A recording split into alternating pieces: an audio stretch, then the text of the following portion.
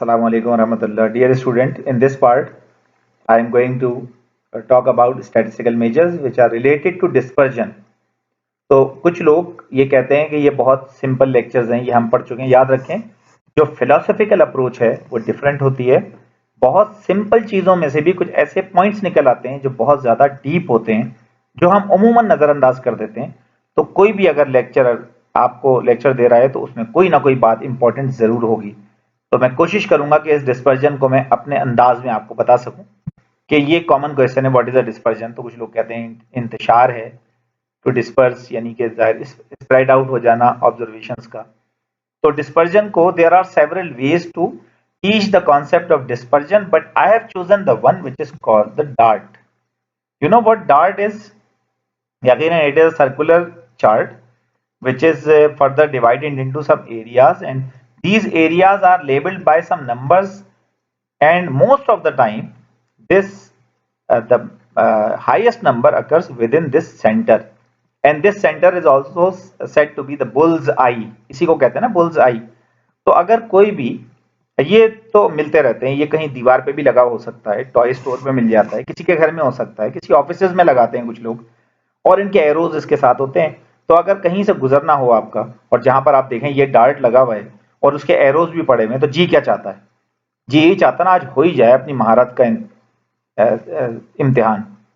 तो अगर कोई देखने वाली नजर भी बैठी हो, देखें मैं इस हीट को थोड़ा बढ़ा रहा हूं ना, कोई ऐसी नजर कि जिसपे आप चाहते हैं कि यार आज सुरखरू हो जाऊं मैं, तो आज ये आप कहेंगे कि यार इस ऑरेंज सर्कल विच वजह ही वजह ना, और खींच के आपने हमारा पता चला यहाँ लग गया वो या यहाँ लग गया वो। कई बार तो दीवार पे लग के गिरते देखा है लोगों का हमने। तो दिल ही दिल में क्या गुस्सा आता है ना, ये क्या हो गया, ये नहीं हमने, हमारी नजर तो यहाँ थी। दिस इज ऑल्सो टेंडेंसी क्या थी आपकी? सेंट्रल टेंडेंसी थी, लेकिन यहाँ कैसे लग गया? यकीनन कुछ मिसफॉर्च्यून हो गया, लैक ऑफ प्रैक्टिस, जो भी नाम दें इसे। लेकिन खलीफा वक्त का कौल है कि मैंने अपने इरादों में नाकामी से अपने रब को पहचाना। तो गोया सेंट्रल टेंडेंसी ही सारे मेजर्स नहीं होते, एक और ताकत भी मौजूद है जिसे हम डिस्पर्जन के नाम से जानते हैं। तो इस वक्त डिस्पर्जन को वही तरीके से डिफाइन कर सकते हैं, मैंने इस तरीके से डिफाइन किया। अब एक प्लेयर आया है और उसने अपनी हिट्स की हैं, वो चला गया, ये प्लेयर ए है। इसी तरह सेकंड प्लेयर अपीयर, उसने भी अपनी हिट्स की और वो चला गया। अब इन दिन by observing this particular hits by player A and player B respectively, tell me which player is more good. अब देखें, आपने खुद कह दिया है प्लेयर ए गुड है, ऐसा ही है ना। तो इस वक्त आपके ब्रेन के अंदर अल्लाह रब्बुल इज्जत ने ये सिस्टम नस्ब किया हुआ है कि you can observe the variation, और आपने ये जो डिसीजन लिया है ये किसी मीन मीडियन मॉड की बेसिस पे नहीं लिया, बल्कि आपने ये डिसीजन वेरिएशन की बेसिस पे लिया है। बिलीव मी, अगर इनके बाइसेक्टर्स खींच दिए जाएं दोनों की ऑब्जर्वेशंस के, तो इनके बाइसेक्टर्स दरमियान ही में कहीं इशारा करेंगे। So on the basis of only central tendency, it will be very difficult for us to conclude our decision with our decision. तो यकीनन हमारे पास एक और भी तरीका है जिसके जरिए हम ऑब्जर्व करते हैं। तो विच प्लेयर इज मोर गुड? आपने कहा प्लेयर ए, बिल्कुल सही है। क्यों गुड है? यकीनन इसकी हिट्स जो है वो बहुत पास पास हैं, but it's not seems like cultured के we are going to declare player A a winner because the hits of player A is पास पास, and since the hits of player B is दूर दूर, that's why we are not going to make him a winner। अजीब सा लग रहा है ना ये। वही टर्मिनोलॉजीज जो मैंने बॉक्स प्लॉट में बताई थी आपको, याद है आपको? More consistent, less consistent, heterogeneity, homogeneity, more variable, less variable, more diverse, less diverse, बिल्कुल वही टर्मिनोलॉजीज यहाँ पर आएंगी। हम लिखेंगे based on our visual observation we are going to declare player A a winner because we are observing the consistency between the hits of player A, since on the basis of homogeneous hits we are going to declare player A a winner, since the hits of player B seems to be heterogeneous or inconsistent, some sort of inconsistency in between the hits of player B is present, that's why we are not going to declare player B a winner। he needs more practice, यकीनन practice make the man perfect. अब आप देखें, consistency की exercise practice के साथ है, तो practice makes the man perfect, ये कहते हैं ना। याद रखिए, अब मैं जो आपको पूरा प्रोसेस बता रहा हूं गौर से सुने। प्रैक्टिस क्या करती है? इंसान को कंसिस्टेंट बनाती है, यार सही है। जब इंसान कंसिस्टेंट हो गया तो कंसिस्टेंसी कम्स विद पावर। याद रखें, great power comes with great responsibilities. ये स्पाइडरमैन के जो गार्डियन है उनका डायलॉग है, बड़ा मशहूर हुआ था ये। तो प्रैक्टिस जो है वो कंसिस्टेंट करती है, कंसिस्टेंसी कम्स विद पावर। याद रखें, जो इंसान कंसिस्टेंट हो जाता है उसे हायर डेजिग्नेशंस दिए जाते हैं, उसको एम्पावर किया जाता है। तो जो इंसान अपनी जात में कंसिस्टेंट हो जाए तो उसको जो खिलत मिलती है वो पावर ही की शक्ल में मिलती है, चाहे वो तसव्वुफ का बंदा हो या वो किसी फील्ड का माहिर हो, दोनों सूरतों में। अब आप देख लें, ये जो सेंट्रल टेंडेंसी जगह जगह दीवार पे लिखी हुई आती है, चलो चलो निश्तर पार्क चलो, चलो चलो फला जगह चलो, सेंट्रल टेंडेंसी तो है जीना होगा, मरना होगा, धरना होगा, धरना होगा, ये भी सुना होगा आपने। धरने के शुरका जब आप बैठ जाते हैं तो वो इतनी आसानी से नहीं उठते, सुना है ना आपने? क्यों नहीं उठते वो?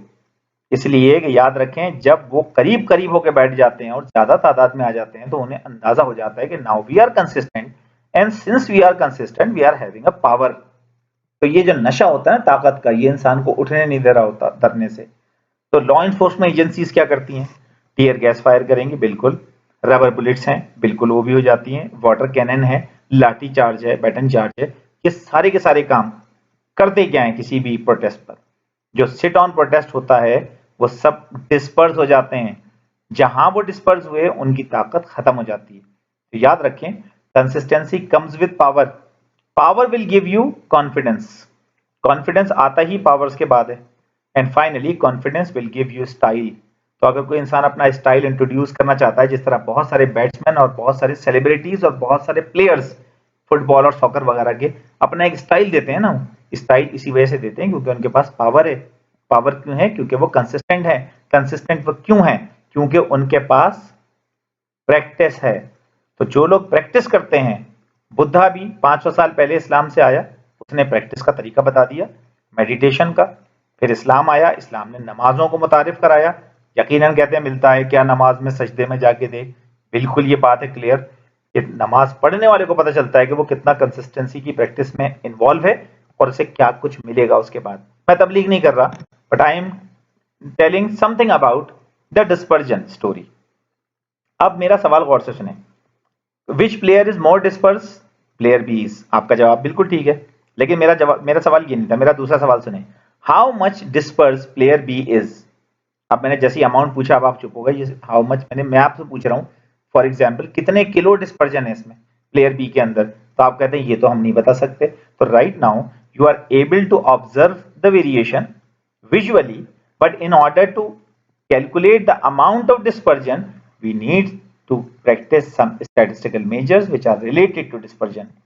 And some highlighted measures of dispersion are being displayed on this particular screen, which are range, जो कि मैं पहले बता चुका था, मैक्सिमम और मिनिमम का डिफरेंस।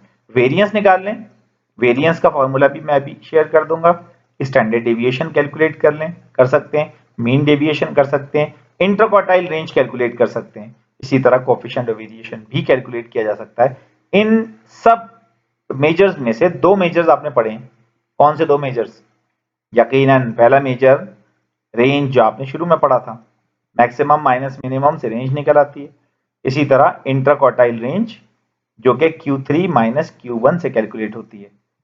तो इसी तरह अगर मैं बात करूं, चूंकि ये लेक्चर्स बहुत ज्यादा आसान से हैं, ज्यादा मुश्किल नहीं है, तो मैं वेरिएंस से स्टार्ट कर सकता हूं।